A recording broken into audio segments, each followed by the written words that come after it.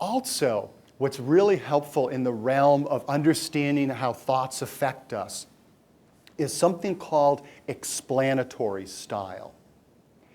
And in your handouts, I've got references so you can build on this. Remember, this is just the beginning of an ongoing process.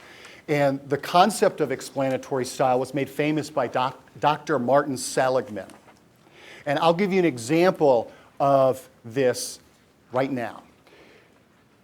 Related actually to what Fran talked about, it's not what happens to us that affects us, it's the meaning we make of what happens. So I'll give you an example. When my daughter Jessie was about 2.5 or 3, I remember picking her up and putting her in the car seat.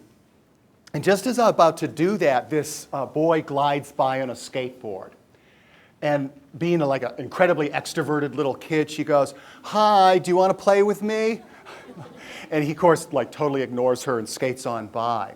Now, ever the psychologist, I'm thinking, I wonder how she's making sense of that.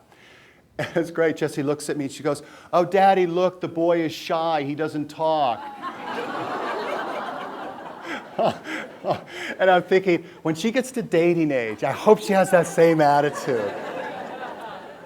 And it was interesting because I just did an interview yesterday and I shared on resilience and I shared that story.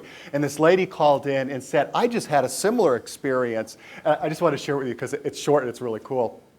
She said that she had put her hat in the ring in one of those electronic dating sites. And she said that this man expressed interest in her, but I guess the site has where you don't show your picture unless you both agree at a certain point. And the guy on his description said that he was interested in women who are above average intelligence. Above average in looks, okay? So she gives him access to her picture, and then she never hears from him again. So she says, and it's so perfect, she says, at first I'm thinking, I guess he thought I was not above average. And then she said, but then I thought, well, I'm just making it up anyways. Why don't I make it up in a good thing? Maybe he's intimidated, like I'm way out of his league. Isn't that great? It's like, it's made up no matter what. Why don't I pick the good one, the one that feels good?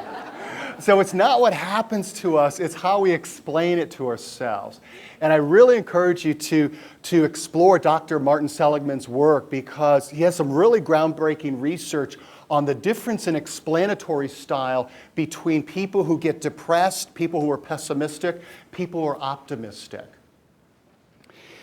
The other part of becoming really aware of what we think and what we say relates to becoming adept at identifying and challenging all the crazy stress-producing thoughts we engage in.